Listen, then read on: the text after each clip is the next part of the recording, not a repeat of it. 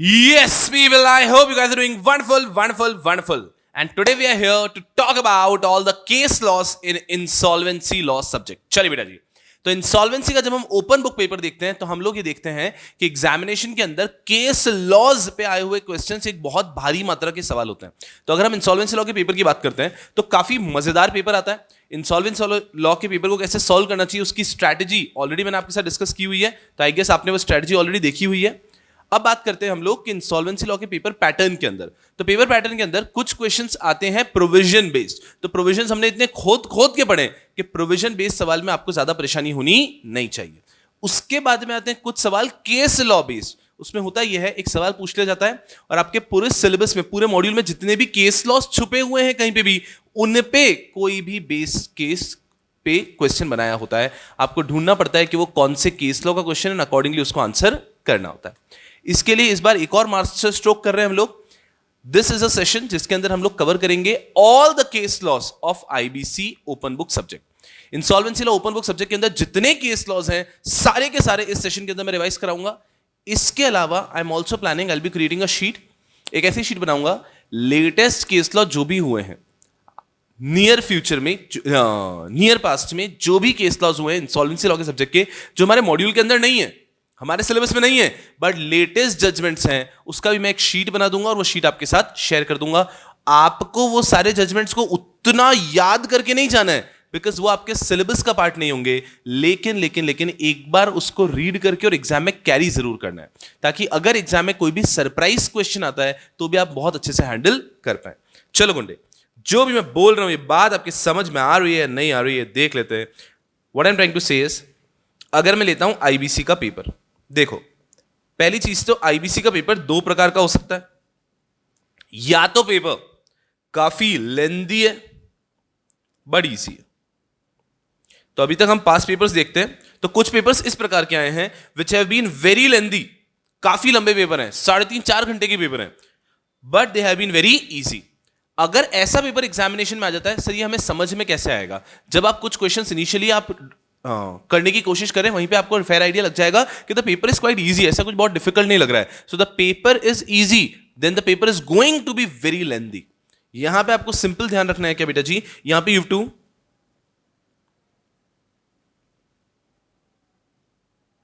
Maintain the speed from the beginning.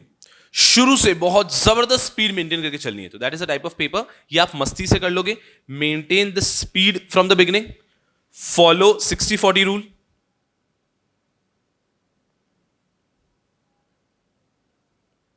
What is 60-40 rule? 60-40 rule says first 2 hours में आपका 60 marks का हो जाना चाहिए, बट वो इतना तूफान होना चाहिए कि वहीं पे आपके 60 में से तकरीबन एग्जामिनेशन के 40 तो आ ही रहे.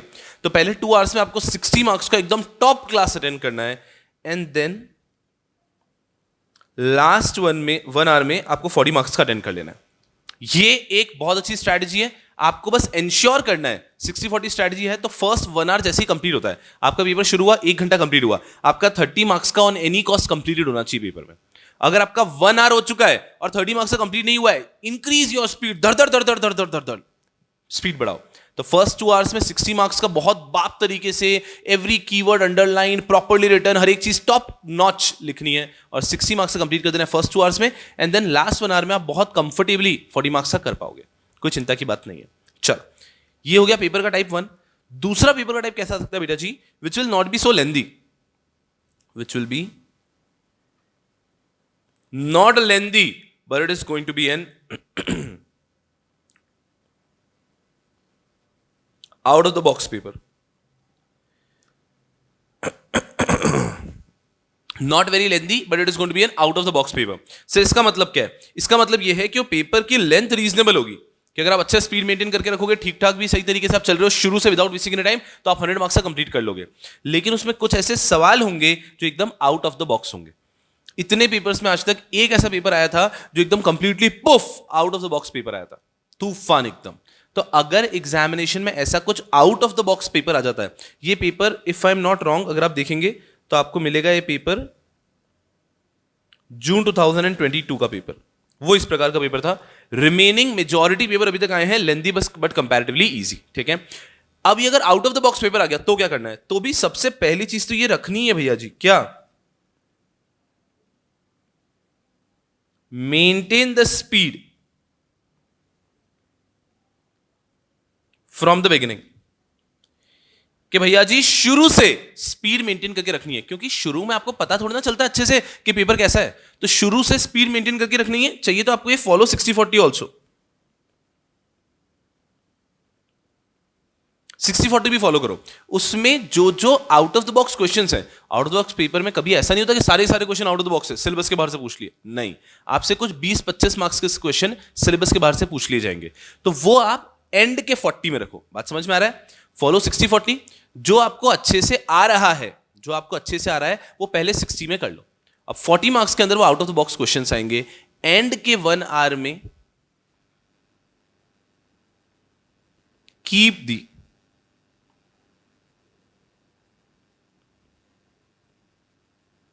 Out of box questions. Out of box questions का समझ रहे हो मतलब? आउट ऑफ द सिलेबस, जो आपके मॉड्यूल में आपके नोट्स में है ही नहीं, ऐसा कुछ पूछ लिया।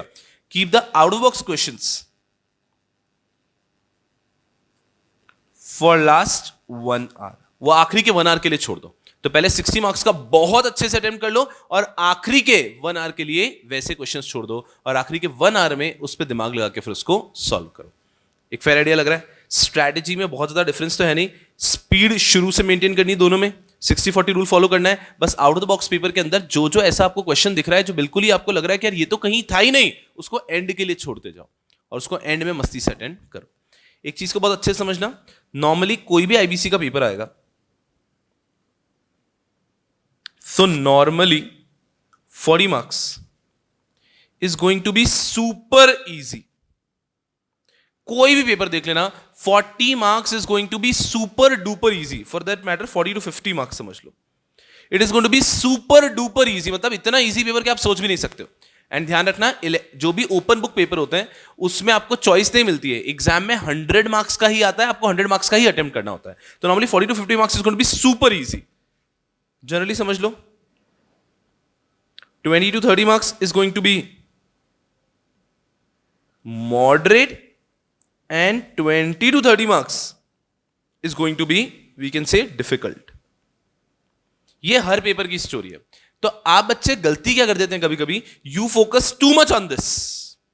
हम इतनी पढ़ाई करके गए, हमने एक एक शब्द पढ़ा है, हमने पूरा का पूरा बेरैक पढ़ा है, हमने 3-3 पेपर 2-2 पेपर क्लास में टाइमर लगा के 3 आवर में सॉल्व किए, तो आप एग्जाम में मस्ती से एस कर दोगे। बट आपको ध्यान रखना है कि शुरू में आप इस पे ज्यादा फोकस ना करो। पेपर के दौरान first you should be able to solve all the super easy ones, फटाफट से कंप्लीट कर लो। फिर ये जो मॉडरेट वंस है इनको भी कर लो, and thereafter come on to these difficult ones, और डिफिकल्ट वंस को फिर आराम से दिमाग लगाते हुए धीरे धीरे सॉल्व करो। That has to be your strategy and you will sail through. जबरदस्त मार्क्स लेकर आओगे आप, बहुत जबरदस्त मार्क्स लेकर आओगे। ठीक है बेटा जी, चल अब एक और चीज, कभी कभी ये डिफिकल्ट क्वेश्चन या फिर आउट ऑफ द बॉक्स वाले क्वेश्चन ऐसा हुआ है आज तक, एक जैसे कि मैंने बताया जून 2022 के अटेम्प्ट के अंदर, कि यार उसमें मिल ही नहीं रहा है कि वो जो क्वेश्चन पूछा गया है ना, वो क्वेश्चन कहां से पूछा गया। ऐसा एक बार हुआ है, वो उन्होंने मॉड्यूल के बाहर के केस लॉस से पूछ लिए। आई रिपीट अगेन, आज तक इतने पेपर हुए हैं, इतने पेपर में एक एग्जामिनेशन में ऐसा हुआ था कि उन्होंने मॉड्यूल के बाहर के केस लॉस पे से सवाल पूछ लिए थे। बिल्कुल ठीक है, but sense it's an open book examination, हम लोग जो चाहे लेके जा सकते हैं। तो आप बच्चों के लिए I have created a separate sheet this time of latest case laws which are not in syllabus.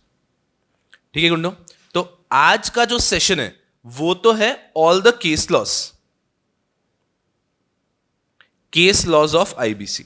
इसमें हम उन सारे केस लॉस को रिवाइज करेंगे जो हमारे मॉड्यूल में है, हमारे सिलेबस के अंदर है। ये तो भाई कंठस्थ करके जाना है, इस पे तो एग्जाम में सवाल आएगा ही आएगा, ये जो हम आज पढ़ रहे हैं। उसके बाद में just to be on a safer side मैं आपको एक और शीट शेयर करूंगा, वो आपको आपके नोट्स के ड्राइव लिंक में मिल जाएगी। ठीक है बच्चे, वो भी एक बार रीड करना है, वो आपको कुछ कंठस्थ नहीं करना है, एक बार उसको रीड किया and then just ensure that you carry it in examination. तो ये कुछ लेटेस्ट केस लॉज होंगे आईबीसी के जो मुझे लगता है इंपॉर्टेंट है, जो कि हमारे सिलेबस का हिस्सा नहीं है, रिपीट अगेन। सो ये भी मैं आपके साथ शेयर कर दूंगा लेटेस्ट केस लॉज करके। ये क्या करना, बस एक बार रीड कर लेना और एग्जाम में कैरी कर लेना। अगर एग्जाम में कोई ऐसा out of the box question दिखता है जो कि आपको पता ही नहीं, आपको लग रहा है कि मॉड्यूल के बाहर है, तो फिर ये आपका हेल्प कर देगा। आई hope I am communicating very clearly. 99.99% ये जो केस लॉस का आज सेशन हो रहा है, इससे you will be able to handle all the questions in the examination. 99.99% जो आज ये सेशन हो रहा है, उससे आप एग्जाम के जितने भी क्वेश्चन आएंगे केस लॉ बेस्ड, वो हैंडल कर पाएंगे। लेकिन ये जो हम कह रहे हैं ना 0.01%, उसके अंदर भी सेफर साइड होने के लिए there is another sheet that you will be carrying to the examination. I hope I am communicating very clearly. ठीक है बच्चा बाड़ी, अगेन सोचने का तरीका वैसा ही होना चाहिए कि और क्या कर सकते हैं, और क्या तूफान कर सकते हैं। तो और क्या तूफान कर सकते हैं, उसके अंदर ये आइडिया है जो कि आप एग्जाम में लेके जाएंगे। बाकी हमेशा की तरह जो हमारा रेगुलर प्रिपरेशन चल रहा है, वो तो चलना ही चाहिए top notch, right. And top notch preparation के लिए today we are going to cover all the case laws of IBC. Are we good here? चलो गुंडे, आई गेस आप बच्चों ने ऑलरेडी अमेंडमेंट वीडियो देख लिया होगा, आप बच्चों ने एक सीआईआरपी का रिवीजन वो भी देख लिया होगा। अदरवाइज वैसे भी पूरा रेगुलर बैच के दौरान हमने इतना सेक्शंस लिख लिख के, हर एक चीज के अंदर हमने जो बाबा पॉइंट्स बना बना के, जो डेंजर पॉइंट्स है वो सब बना बना के इतना ऑर्गेनाइज तरीके से पढ़ा है कि आप बच्चों को आईबीसी में परेशानी आने वाली नहीं है। तो ये एक और चीज कर लेते हैं कि सारे केस लॉस जो हमने चैप्टर के दौरान पढ़े थे, उनको आज एक साथ पढ़ लेते हैं, ताकि you will not face any trouble in the examination. आप और आसानी से एग्जाम में केस लॉस ढूंढ पाएंगे। चलिए गुंडे, तो आज का ये सेशन शुरू करते हैं। चलिए, इस शीट के अंदर आपको दिख रहा है ये 1 2 3 4 6 पेज की शीट है। इस 6 पेज की शीट में पूरे सारे के सारे चैप्टर्स के सारे केस लॉस एक ही जगह पे इंक्लूड कर दिए गए हैं समरी में।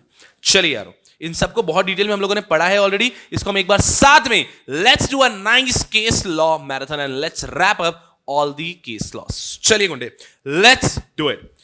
सबसे पहला केस आपको दिखता है innovative industries limited versus ICICI bank. सुनना, जो बच्चे 1.5x पे वीडियो को लगा रखे थे, अभी तक मैं आपको कोई चीज समझा रहा था, अब आपका रिवीजन शुरू हो रहा है, तो उस 1.5x को हटा दो, अब 1 पे आ जाओ, बिकॉज अब मैं ही पढ़ाने वाला हूं 1.5x पे।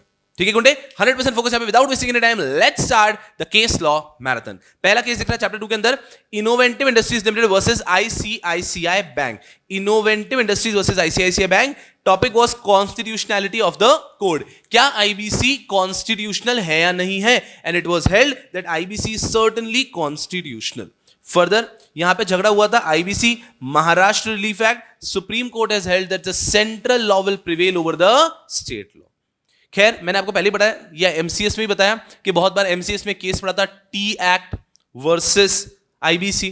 कभी आप पढ़ते हैं कोई भी प्रोविजन अगर आईबीसी से भिड़ जाए तो आईबीसी ऑलवेज विंस। अरे गुंडो, ये याद है ना इमेज, डुक डुक डुक डुक डुक डुक डुक डुक डुक डुक डुक डुक डुक डुक डुक, ये क्या है गुंडो? ये है आईबीसी।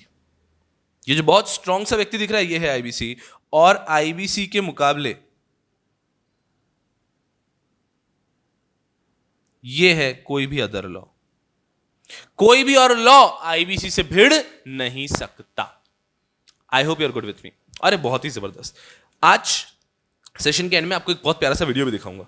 चलो, तो पहला केस बहुत इजी है, इनोवेटिव इंडस्ट्री। इसने कहा था कि आईबीसी इज कॉन्स्टिट्यूशनली वैलिड, और अगर आईबीसी भिड़ जाता है किसी के भी साथ तो वो जीतता है। इस केस में आईबीसी भिड़ा था महाराष्ट्र रिलीफ एक्ट के साथ, and supreme court has held that IBC will prevail. Section number 238 of IBC says that IBC will override any other law.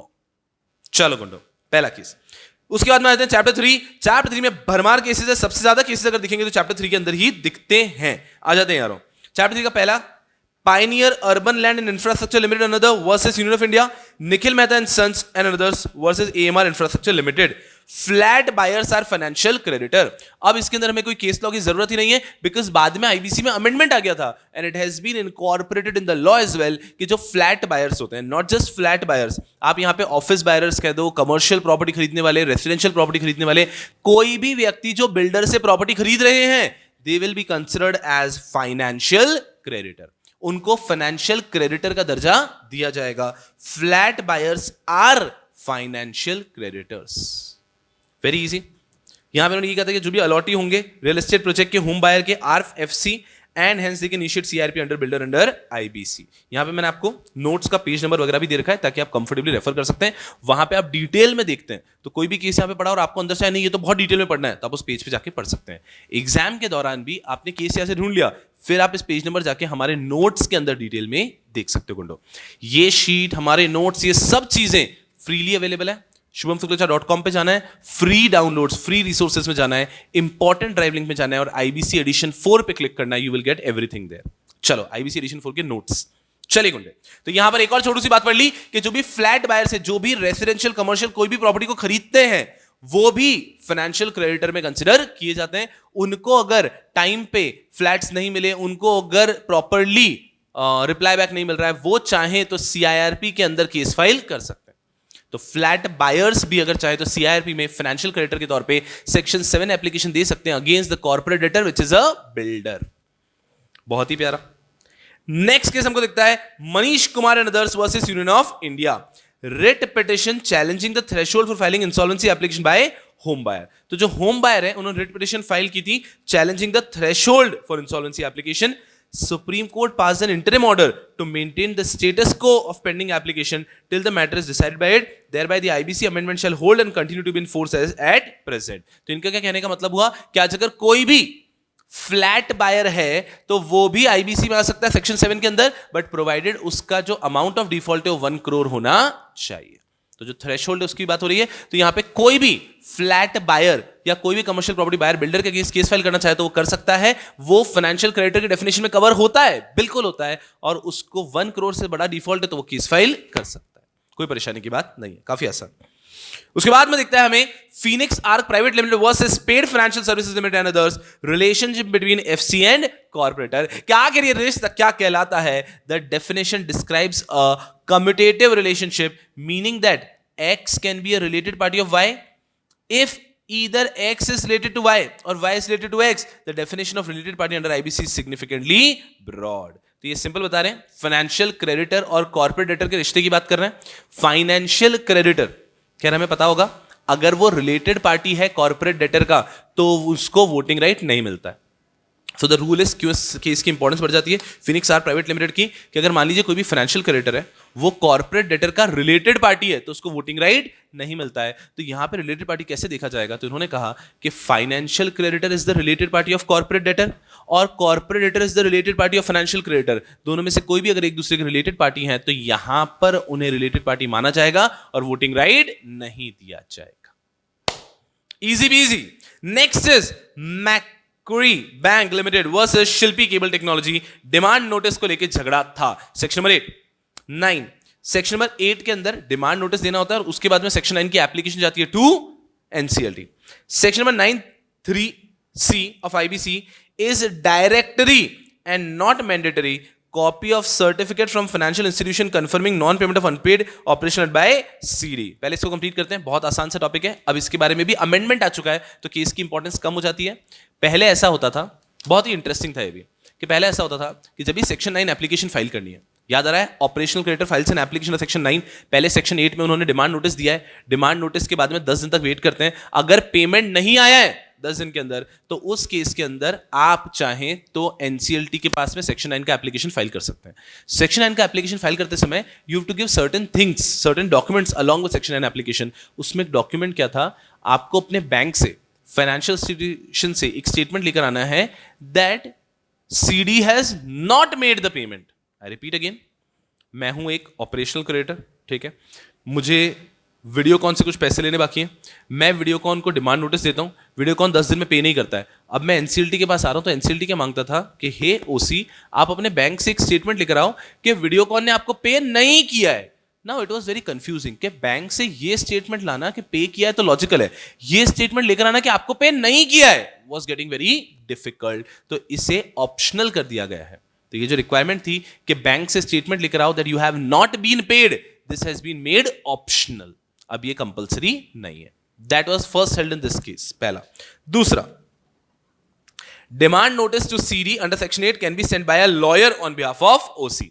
कि जो डिमांड नोटिस देने की बात आ रही है ये ओसी खुद भी दे सकता है और ओसी अपने लॉयर के थ्रू भी दिलवा सकता है। तो डिमांड नोटिस दिया जा सकता है by itself, by the OC itself और थ्रू इट्स लॉयर। काफी आसान, इजी पीजी, तो बोलो राधे राधे। चलो गुंडो, अगले चलते हैं fifth, Radius Infratel private limited appellant versus Union Bank of India. ठीक है, इस केस में क्या होता, there was an appeal by CD, once NCLT has initiated CIRP, CD can not file appeal, share holder और director can if not barred by limitation. इनका क्या कहना है, एक बार सीआईआरपी इनिशिएट हो गई है, एक बार सीआरपी इनिशिएट हो गई है, उसके बाद में कॉर्पोरेट डेटर अपील फाइल नहीं कर सकता है, कॉर्पोरेट डेटर खुद के नाम पे अपील फाइल नहीं कर सकता है, कॉर्पोरेट डेटर के शेयर होल्डर या डायरेक्टर अपील फाइल कर सकते हैं। बहुत इजी सा केस है।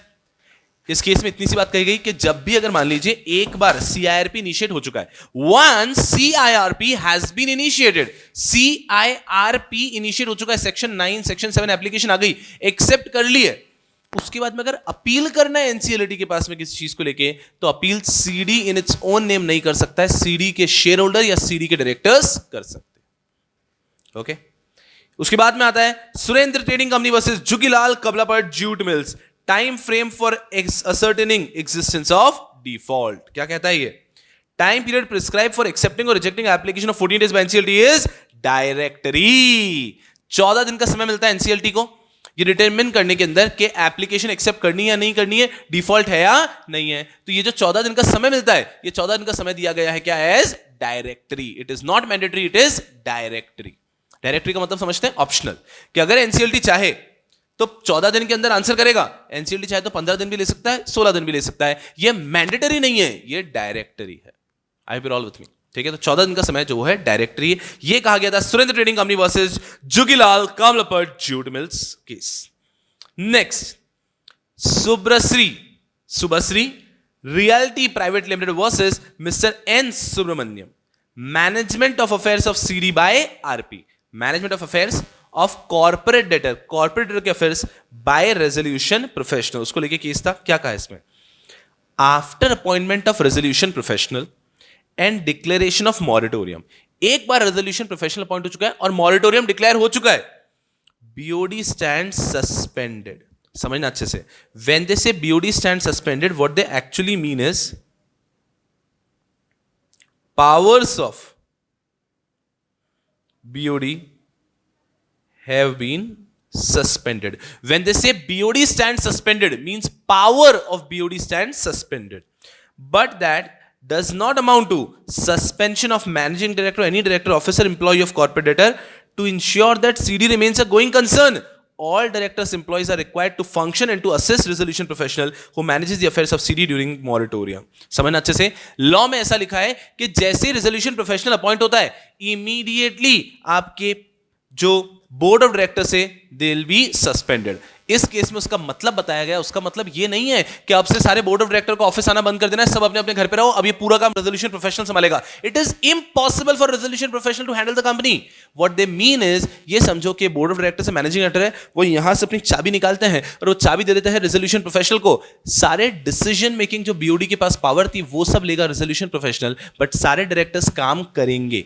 बस जो पावर इनके पास से डिसीजन मेकिंग की, वो पावर गई है रेजोल्यूशन प्रोफेशनल के पास। तो मतलब ये है, there is a difference between the sentence suspension of BOD, suspension of power of BOD. आप ये नहीं मानेंगे जहां लिखा है सस्पेंशन ऑफ बीओडी, इसका मतलब नहीं है कि बीओडी सस्पेंड हो गए, कल से ऑफिस नहीं आना, आपको काम ही नहीं करना है। नहीं, सारे बोर्ड ऑफ डायरेक्टर्स को कंपनी के लिए काम करना है, सिर्फ उनकी पावर सस्पेंड हो चुकी है। अब डिसीजन मेकिंग पावर जो उनके पास थी वो जा चुकी है रेजोल्यूशन प्रोफेशनल के पास। I hope you are understanding. IBC कहता है कि जैसे रेजोल्यूशन प्रोफेशनल अपॉइंट होगा, the board of directors shall be suspended. उसका मतलब है कि जैसे रेजोल्यूशन प्रोफेशनल अपॉइंट हुआ, बोर्ड ऑफ डायरेक्टर्स के पावर सस्पेंड हो जाएंगे, सारे पावर्स जाएंगे रेजोल्यूशन प्रोफेशनल के पास, but BOD shall continue to function on the instruction of resolution professional. I hope you are understanding. उसके बाद में आता है एक सवाल टाइम लिमिट फॉर सीआईआरपी को लेके, कि सुनो ना, जब ई 14 डेज को आप डायरेक्टरी बोल ही रहे हो, उसके बाद में एक 7 डेज का टाइम पीरियड आता है, वो भी डायरेक्टरी है। वो कौन सा 7 डेज का टाइम पीरियड बताता हूं मैं। ये 14 डेज क्या है, जैसे ही आपने बड़ी सेक्शन 7, 9, 10 जहां पे भी एप्लीकेशन दिया, एनसीएलटी हैज टू एक्सेप्ट और reject the application within 14 days. This 14 days is directory. If NCLT decides to reject the application, then NCLT gives you 7 days to कोई भी अगर डिफॉल्ट आपका है तो टू करेक्ट इट, उसके अंदर कोई भी अगर उसको करेक्शन लाने हैं तो आपको करेक्शन करने के लिए 7 दिन दिया जाता है कि एनसीएलटी आपकी एप्लीकेशन को रिजेक्ट कर रही है फॉर डिफॉल्ट, तो आपको 7 दिन देते हैं कि उस डिफॉल्ट को सही करके आप एप्लीकेशन जमा कर सकते हैं। ये जो 7 दिन मिलते हैं ये 7 दिन भी डायरेक्टरी है। तो 14 डेज जिसमें एनसीएलटी को एक्सेप्ट या रिजेक्ट करना है वो भी डायरेक्टरी, 7 दिन का जो समय मिलता है हमारे डिफॉल्ट को करेक्ट करके एप्लीकेशन वापस सबमिट करने के लिए वो भी डायरेक्टरी। तो एक व्यक्ति बोला कि फिर एक काम करते हैं ना, ये जो 180 डेज 270 डेज है इनको भी directory directory directory directory directory, लेकिन वहीं पे यहां पर एनसीएलटी बोला ए रुको रुको रुको रुको, कैसी कैसी बातें करते हो तुम लोग, कैसे कैसे लोग हैं यहां पे, the time limit for completion of CIRP 20 days is mandatory and not directory. अब ये जो मेन टाइम लिमिट है 180 डेज का 270 डेज का, ये तो एसेंस है IBC का, इसको कैसे डायरेक्टरी कर सकते हैं, इट इज 100% मैंडेटरी। ये किसी भी हालत में डायरेक्टरी नहीं हो सकता, this is going to be mandatory. Are we good here? चलो उसके बाद में आता है last case of chapter number 3, committee of creditors of SR Steel India Limited versus Satish Kumar Gupta, role of COC in CIRP। कि अगर CIRP के अंदर COC का क्या रोल होगा? अर्जी बहुत अहम, सबसे अहम रोल होगा। Emphasis on primacy of commercial wisdom of COC in CIRP, deciding whether to rehabilitate CD or not by accepting a particular resolution plan, further to assess the feasibility and viability of resolution plan before approving it। ये कह रहे हैं we will be accepting a resolution plan only on the basis of commercial wisdom of COC। जो COC को ठीक लगेगा वही किया जाएगा। COC plays the most important role in CIRP। आप ऐसा नहीं कह सकते कि आपके 2 रेजोल्यूशन एप्लीकेंट आए, one is offering you 450 crore, the other is offering you 420 crore, तो ये नहीं कह सकता लॉ कि आपको 450 करोड़ को ही एक्सेप्ट करना है। नहीं, COC विल डिसाइड कि उनको A लिमिटेड का 450 करोड़ लेना है या B लिमिटेड का 420 करोड़ लेना है। COC माइट डिसाइड कि उनको B लिमिटेड का 420 करोड़ लेना है। It is the commercial wisdom of COC to decide which resolution plan to be accepted and which not to be accepted. आप कोई भी व्यक्ति इसमें इंटरफेयर नहीं कर सकता।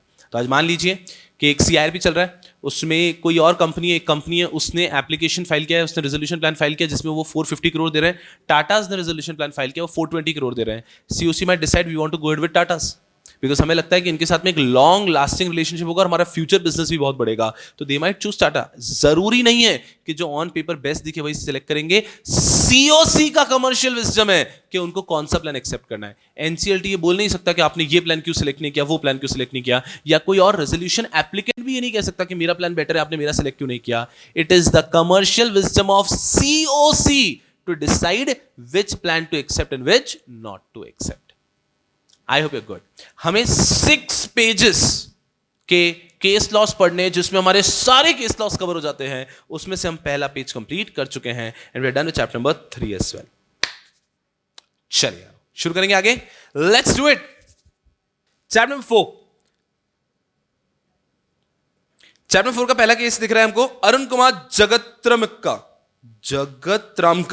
versus Jindal Steel and Power Limited, section number 29A, ineligibility to act as resolution applicant, ineligibility during the resolution process and liquidation। तो ये केस है जो बात करता है ineligibility की, कि कब एक व्यक्ति एलिजिबल नहीं रहेगा to be acting as resolution applicant। तो अगर 29A का कोई केस आता है तो आपको जाना है अरुण कुमार जगतरामका के पास। चलिए, ये case so far as I remember आप MCS के अंदर भी पढ़ते हैं, जबरदस्त।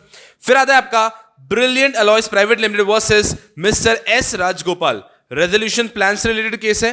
Insolvency proceeding can be withdrawn even after initiation of resolution plan. क्या आखिर आपका इंसॉल्वेंसी प्रोसीडिंग कब तक विड्रॉ हो सकता है? तो इंसॉल्वेंसी प्रोसीडिंग विड्रॉ हो सकता है even after invitation of resolution plan. आपने रेजोल्यूशन प्लान इनवाइट कर लिए, तब भी अगर सारे क्रेडिटर्स मिलके चाहे, COC चाहे, तो COC इंसॉल्वेंसी को, जो आपका CIRP चल रहा है, उसको विड्रॉ कर सकता है। Insolvency proceeding can be withdrawn even after invitation of resolution plan. Resolution plan का इन्विटेशन जा चुका है, तब भी अगर COC 90% के कंसेंट से चाहे तो आपके CIRP को रोक सकता है। Third, Ghanshyam Mishra versus EARC, resolution plan, all the dues including the statutory dues owed to government, any state government और local authority, if not part of the resolution plan, shall stand extinguished and no proceeding in respect of such dues could be continued। क्या कह रहे हैं यहां पर? ये यहां पे कह रहे हैं कि कोई भी ड्यूज है including statutory dues, central government को, स्टेट गवर्नमेंट को, लोकल अथॉरिटी को दिए जा रहे हैं, अगर वो रेजोल्यूशन प्लान का पार्ट नहीं है, shall stand extinguished and no proceeding in respect of such dues could be continued. तो इस प्रकार से कह रहे हैं, बट खैर अब ये प्रैक्टिकली पॉसिबल नहीं है, क्योंकि अब जो प्रोविजंस हैं उसके अंदर आपको इंश्योर करना पड़ता है कि एटलीस्ट इन सब चीजों के लिए आप पेमेंट ड्यू तरीके से कर रहे हैं। बट एकदम सिंपल आते हैं कि घनश्याम मिश्रा वर्सेस ईआरसी क्या कहता है, तो ये ऐसा कहता है कि रेजोल्यूशन प्लान के अंदर जो चीजें प्रोवाइडेड नहीं है वो चीजें एंड में पे ऑफ होने वाली नहीं है।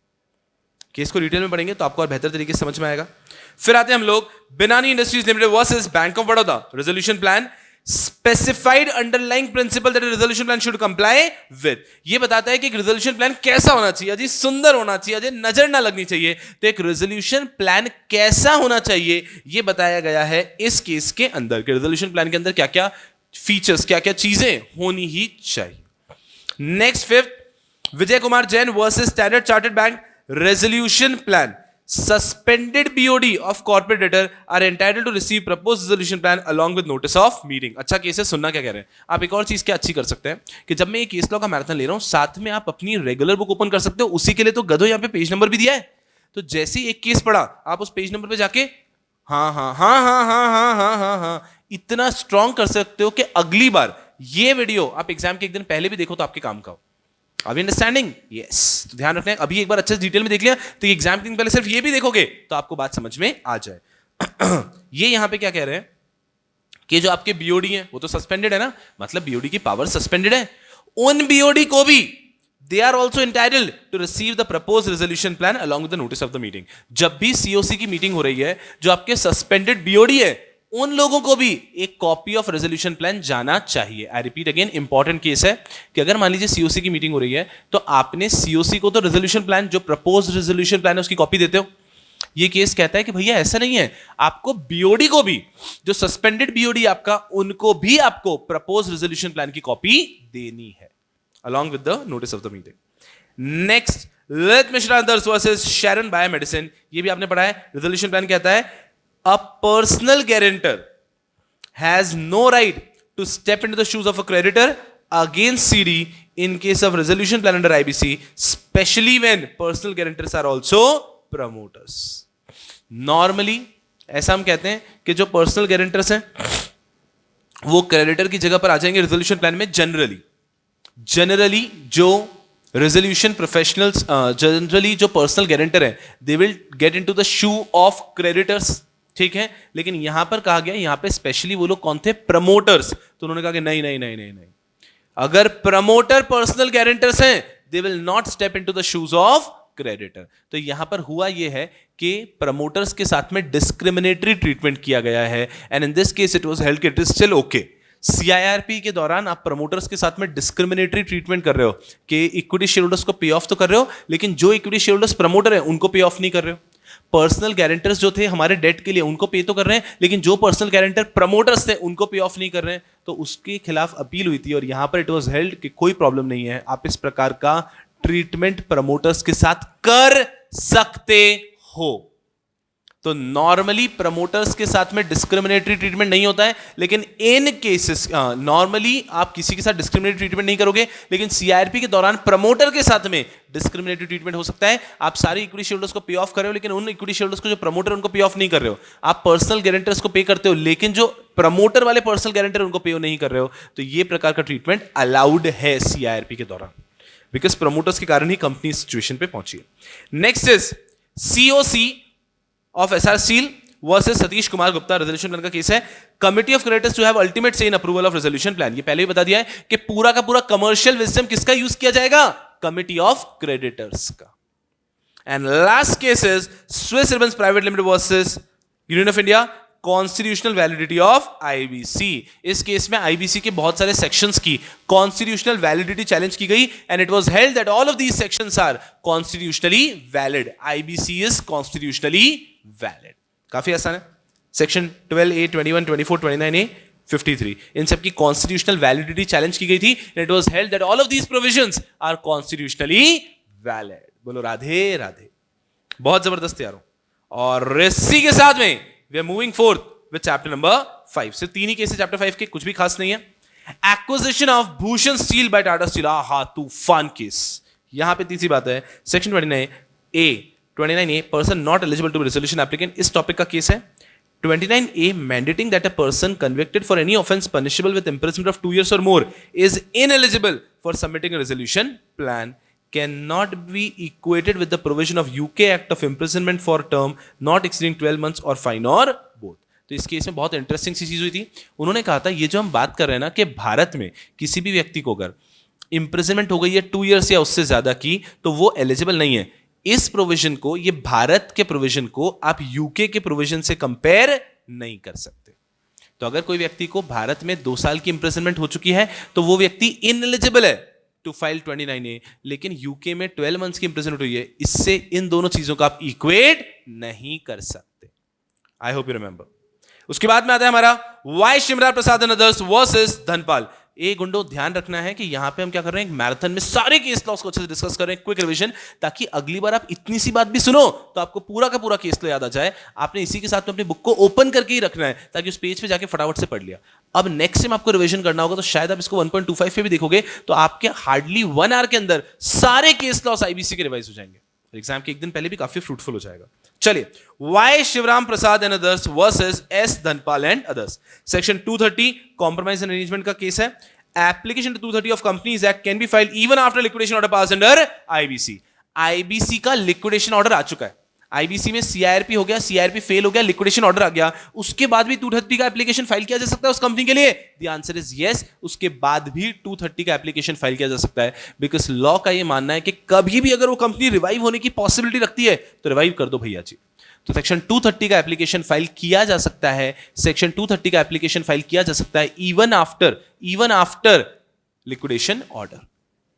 और लास्ट केस आता है चैप्टर नंबर 5 का, Edelweiss asset reconstruction company limited versus Bharati defence infrastructure. ये भी रेजोल्यूशन प्लान रिलेटेड केस है. Resolution applicant propose resolution plan to sell the company after 2 years. क्या दिमाग है लोगों के पास. आज की तारीख में जनता के पास तूफान दिमाग है. एक रेजोल्यूशन प्लान आया, उस रेजोल्यूशन प्लान में क्या लिखा है कि कंपनी को 2 साल में बेच दिया जाएगा. ये रेजोल्यूशन प्लान क्या वैलिड रेजोल्यूशन प्लान है क्या? इन this case it was held, NCLT rejected and it is practically extending the CIRP for 2 years in the name of a resolution plan. Hence NCLT ordered liquidation.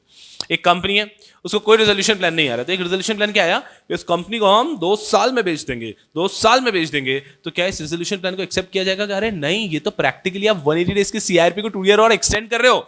So resolution plan saying that 2 साल में company को बेच देंगे, ऐसा resolution plan cannot be accepted. This is practically extending CIRP. क्या सुंदर लोग हैं आजकल, क्या कैसे लोग होते हैं यार. चैप्टर नंबर 6, एक ही केस, संजय कुमार रोया versus Catholic Syrian bank. Fast track CIRP का केस है. NCLT had no jurisdiction to proceed with CIRP beyond the period of 270 days and it cannot exercise its power under section 55 and convert the CIRP into fast track. वापस कैसे कैसे लोग होते हैं यार. एक एंटिटी है, उसका 180 डेज एक्सपायर हो रहा है, 270 डेज जो है वो एक्सपायर हो रहे हैं. अब वो बोलता है कि नहीं, let's convert it into fast track और अब हम इसको फास्ट ट्रैक में 90 डेज में करेंगे. ए भाई, वंस आपने रेगुलर CIRP कर लिया है, टाइम पीरियड एक्सपायर हो गया है, thereafter you cannot convert it into fast track. ये तो it is practically an extension for another 90 days. So एक CIRP कंप्लीट हो रहा है, वहां पे आप उसको फास्ट ट्रैक CIRP में कन्वर्ट करने का एप्लीकेशन नहीं दे सकते भैया, नहीं दे सकते. एंड इसके बाद में आता है चैप्टर नंबर 7. हाँ चलिए, yes people, let's do it. Chapter number 7, chapter number 6 तक के सारे केस लॉस हम कंप्लीट कर चुके हैं और अब हम पहुंच चुके हैं चैप्टर नंबर 7 पे. चैप्टर नंबर 7 का पहला केस, जिसका नाम हमने ऑलरेडी सुना होगा, Swiss ribbons private limited and other versus union of India and other. काफी आसान सा केस है. यहां पर जो इशू बात कर रहे हैं that is about liquidation. Primary focus of IBC is to revive and continuation of CD by protection from its own management and from a corporate death by liquidation. इसमें बता रहे हैं कि IBC का उद्देश्य लिक्विडेशन नहीं है. अरे हम जब छोटे से नन्हे मुन्ने थे तब हमारे माता पिता हमें कहा करते थे कि ये नहीं किया तो घर से निकाल देंगे. उनका उद्देश्य हमें घर से निकालना कभी नहीं था, वो सिर्फ हमें सिखाने के लिए डर बताया करते थे घर से निकालने का. IBC के अंतर्गत CIRP में कहा गया है कि अगर आपका CIRP सक्सेसफुल नहीं हुआ तो आपको लिक्विडेट कर देंगे, आपको लिक्विडेट कर देंगे. लेकिन IBC का पर्पस किसी भी कंपनी को लिक्विडेट करना नहीं है, कंपनी को रिवाइव करना है. लेकिन एक लास्ट रिसोर्ट बनाया गया है कि अगर कंपनी नहीं ही मानती है तो the company will be liquidated. तो liquidation is never the first priority, it is the last priority. It is not even a priority, it is the last resort. Cool. चलिए उसके बाद में आता है Vendika the nut craft private limited resolution plan and liquidation से रिलेटेड ये topic है। COC cannot seek liquidation of CD without seeking extension of time of 90 days without inviting expression of interest by the prospective resolution plan applicant when balance period of 180 days is still available। अभी हमारा CRP चल रहा है, 180 days चल रहे हैं, अभी तक कंप्लीट भी नहीं हुए हैं, फिर भी COC कहती है that we want to liquidate. तो इस केस के अंदर कहा कि नहीं, COC अपने मन से लिक्विडेट भी नहीं कर सकती। Generally it is the commercial wisdom of COC, मैंने खुद ने बताया। लेकिन अगर COC सोचे कि हम रेजोल्यूशन प्लान इनवाइट ही नहीं कर रहे, हमारे 180 डेज एक्सपायर भी नहीं हुए, एक्सटेंशन तो दूर की बात है, एक्सटेंशन लिया ही नहीं है, और we decide to get ourselves liquidated, this option is not there. You have to invite resolution plans. अगर कोई रेजोल्यूशन प्लान नहीं आते then you get yourself liquidated. लेकिन अगर आप रेजोल्यूशन प्लान इनवाइट ही नहीं किए एंड आप अपने आप को लिक्विडेट करने की बात करते हो तो दैट इज नॉट अलाउड।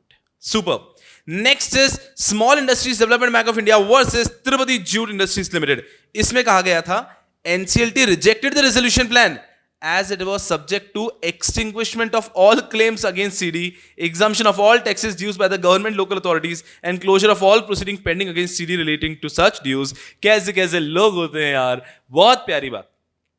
यहां पे भी क्या हुआ, एक रेजोल्यूशन एप्लीकेंट ने एक प्यारा सा रेजोल्यूशन प्लान दिया, वो रेजोल्यूशन प्लान आया, उस रेजोल्यूशन प्लान में लिखा हुआ था दैट क्रेडिटर्स को इतना इतना पैसा मिलेगा, ओसी को इतना मिलेगा, एफसी को इतना मिलेगा, सबको इतना मिलेगा, गवर्नमेंट के कोई भी ड्यूज नहीं देंगे, गवर्नमेंट के सारे टैक्सेस हम छोड़ देंगे, ये लिखा गया था। COC has to approve the plan.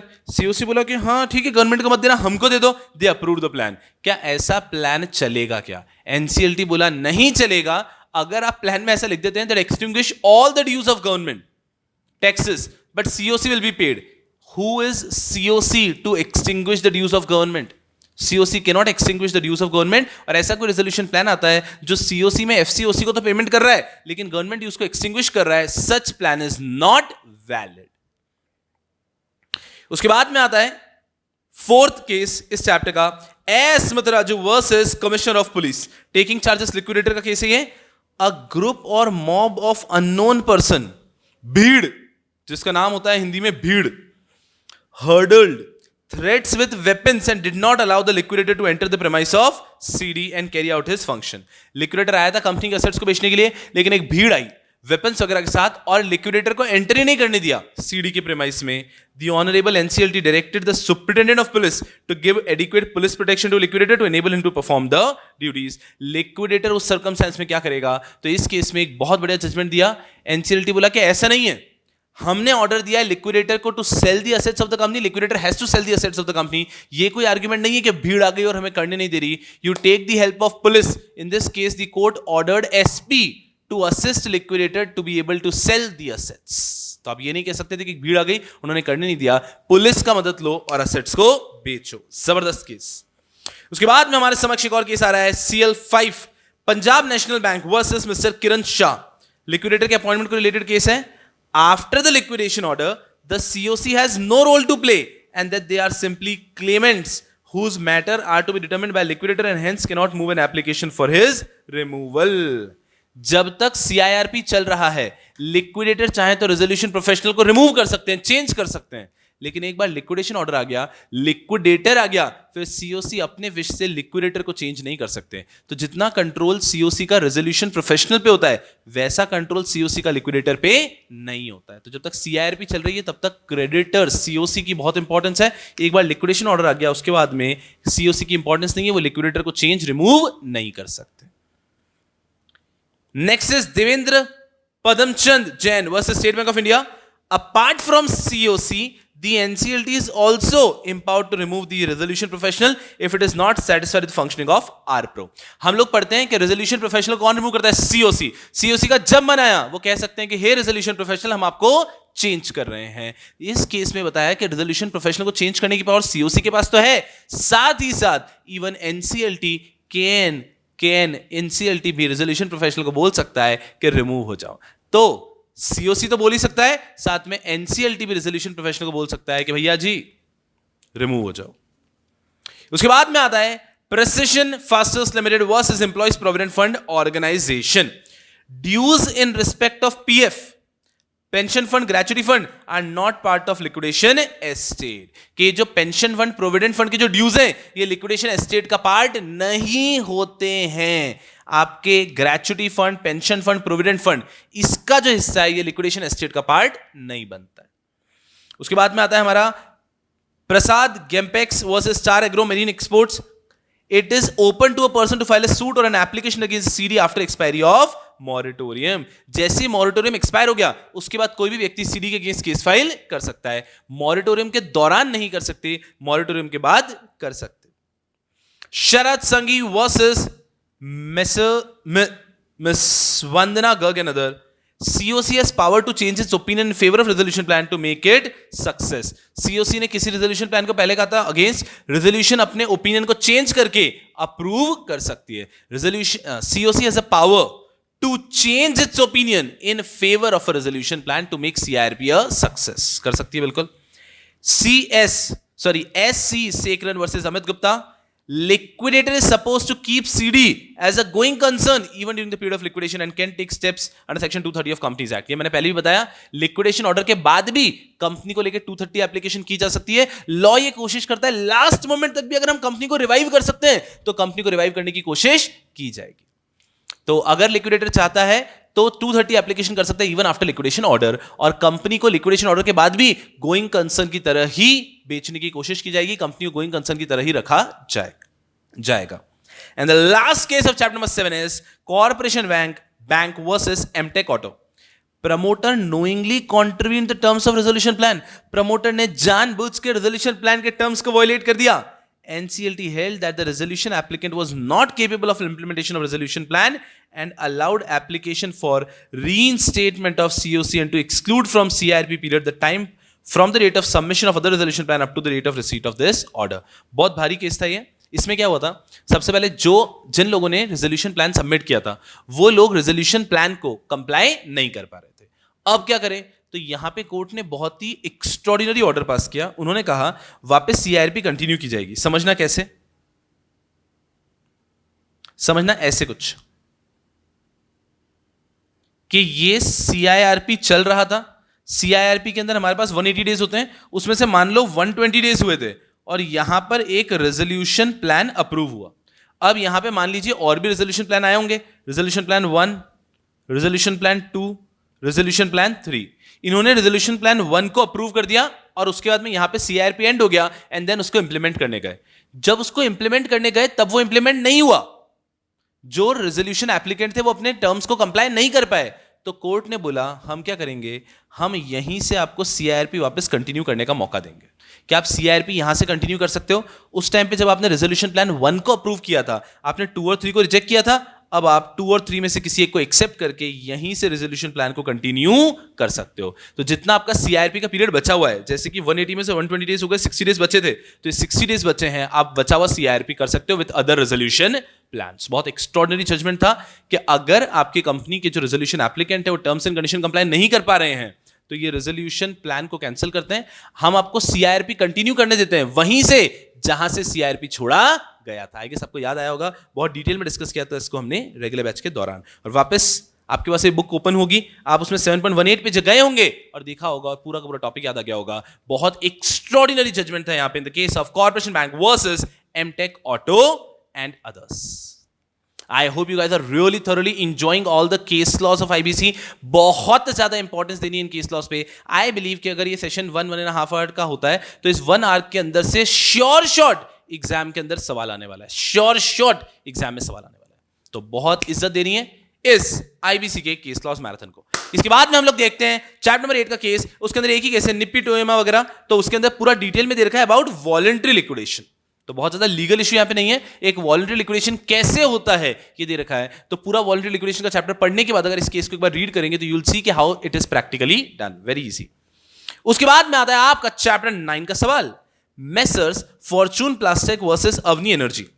Application filed under section 9 was dismissed because petition was filed with wrong bench as per jurisdiction. हाय दैया, आपका जुरिस्डिक्शन आता है एक्स के पास, आप वाई कोर्ट के पास जाके फाइल करेंगे तो एप्लीकेशन तो रिजेक्ट हो ही जाएगी ना.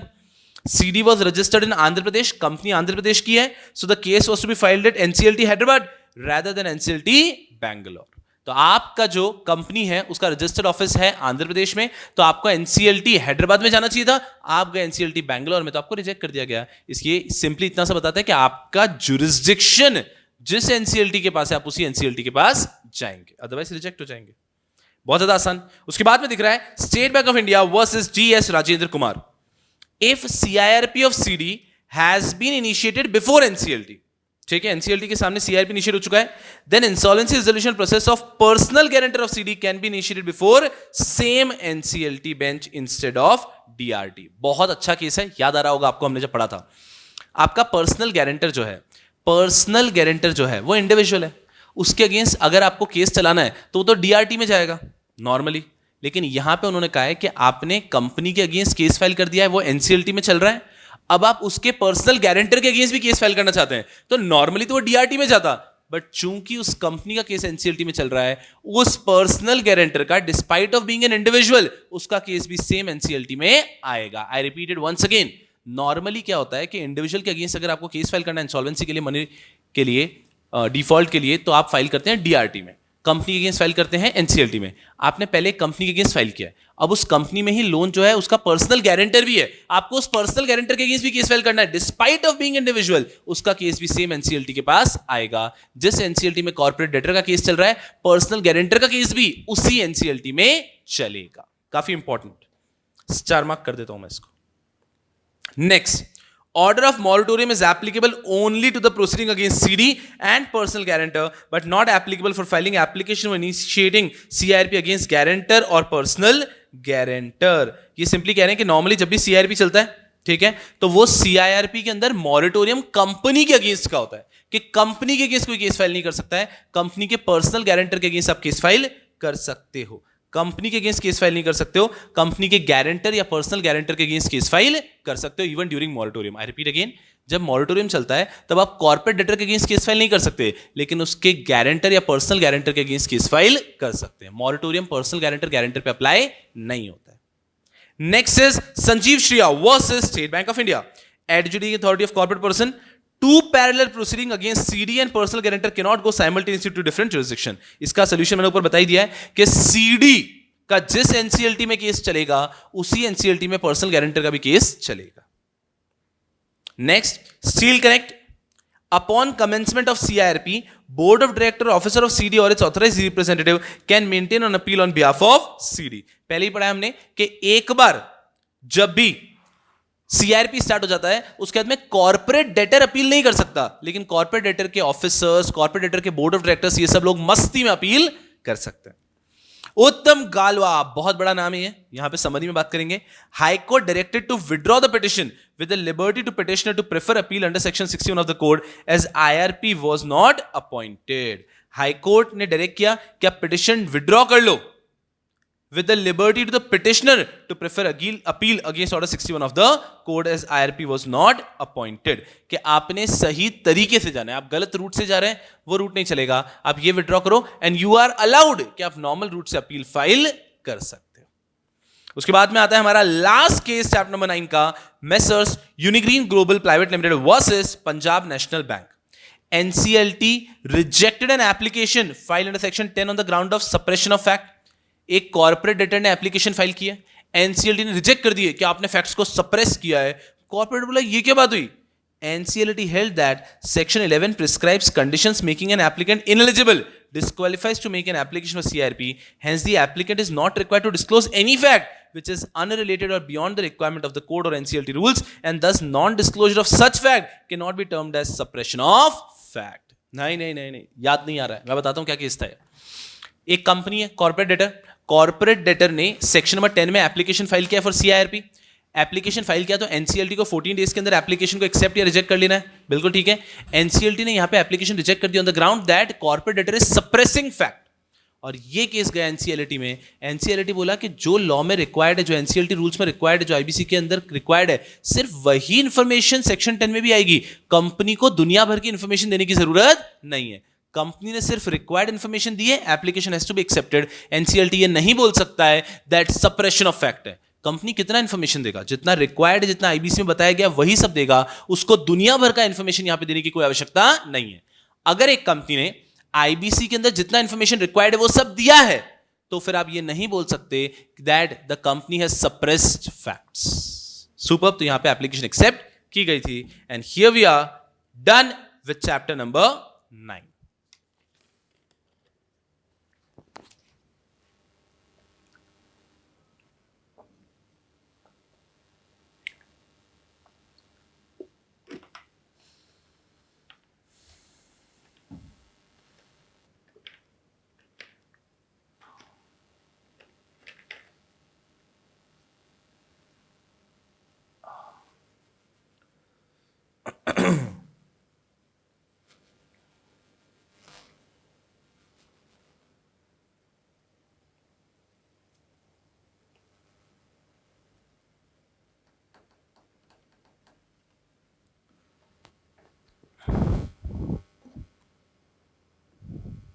चलिए चैप्टर नंबर 10 के ऊपर आते हैं। चैप्टर नंबर 10, 3 केस लॉस, बहुत easy.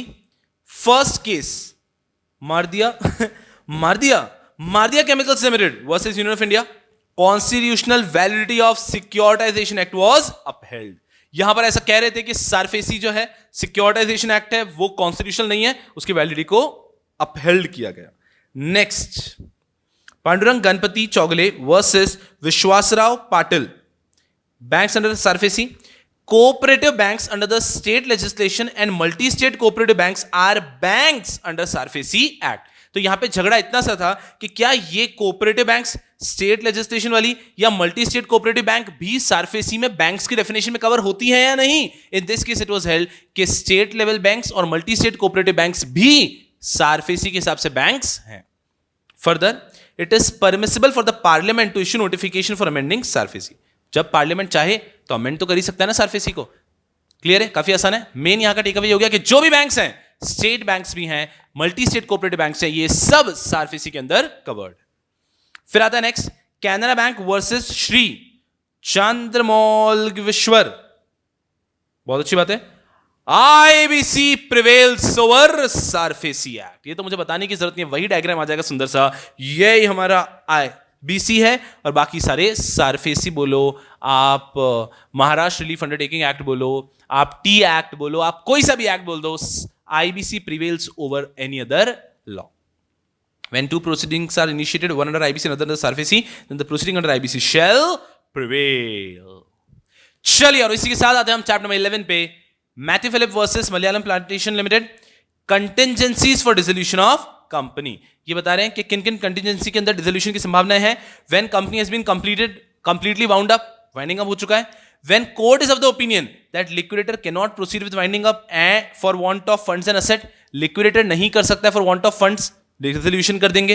When court is of the opinion that liquidator can not proceed with winding up for any other reason, court को लगता है कि लिक्विडेटर आगे नहीं बढ़ सकता है फॉर एनी रीजन, वहां पे भी वाइंडिंग अप कर दिया जाएगा। तो ये बता रहे हैं किन किन सर्कमस्टेंसेस में वाइंडिंग अप होता है। बहुत ज्यादा आसान। उसके बाद में आता है अगला case, Indiabulls housing finance limited versus Shriram urban infrastructure. Once winding up of CD has been ordered by the high court and the same has been initiated, then question of initiation of CIRP against CD does not arise। यहां पर क्या हुआ है, winding up हो चुका है एक बार। अगर एक कंपनी का वाइंडिंग अप हो चुका है, उसके बाद में कोई बोलेगा कि हमें आईबीसी के अंदर जाना है एनसीएलटी के अंदर, तो आप नहीं जा सकते, क्योंकि अगर आपका वाइंडिंग अप हो चुका है फिर आप सीआईआरपी की बात करेंगे तो दैट इज नॉट लॉजिकल। और इसके पीछे इनका लॉजिक ये था कि देखो, लिक्विडेशन वगैरह ये सब सेकेंड स्टेज है। एक बार एक कंपनी का वाइंडिंग अप हो गया है, सेकंड स्टेज में आ चुका है, फिर वापस उसको सीआईआरपी कराना तो पीछे आने जैसा हो जाएगा ना।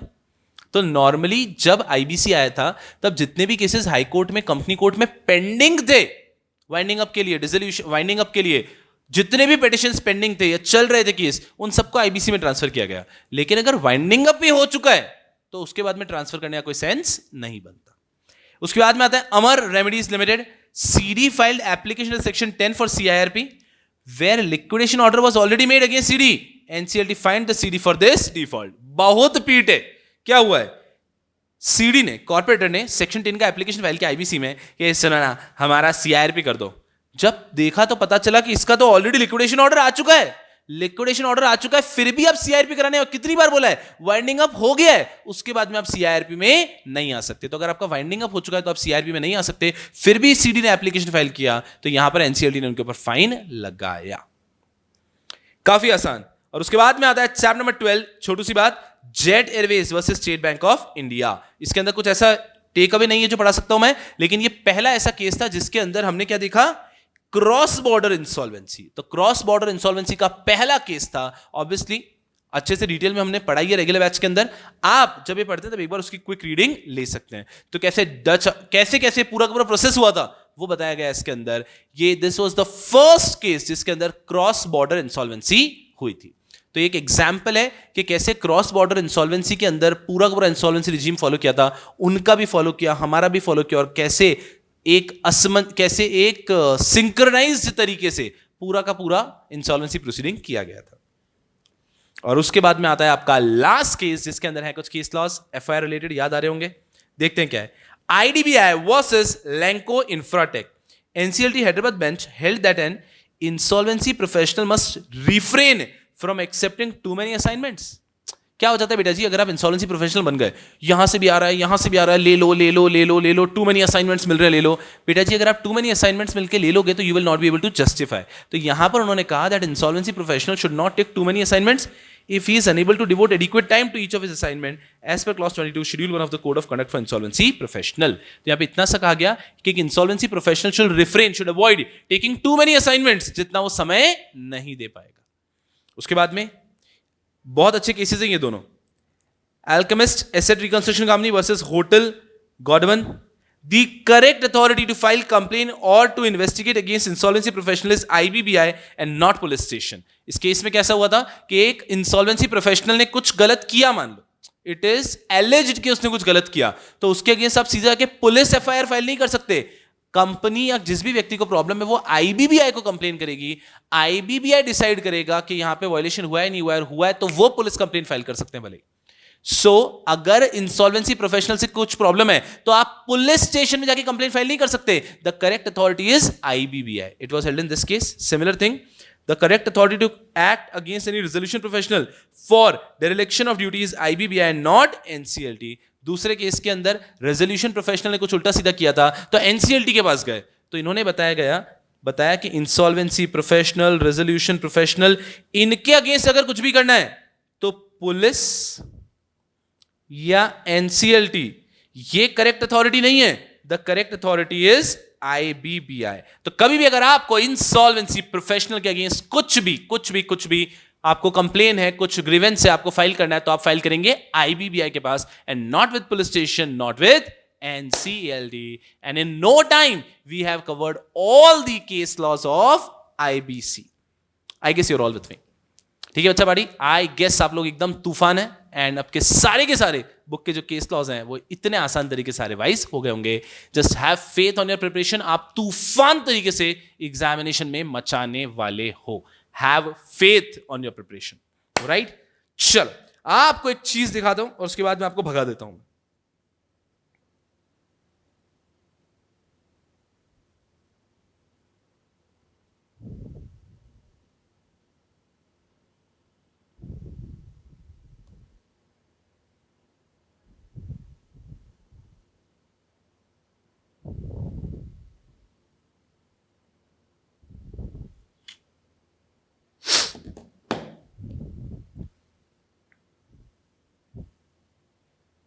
इसको दिल पे नहीं लेना है, इसको सिर्फ IBC prevails over all other laws, इसको याद रखने के लिए।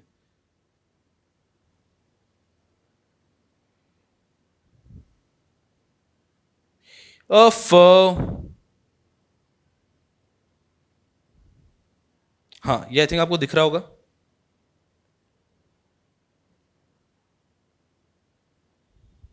बस अगर आपको दिख रहा है तो बस इतना से दिखाना था।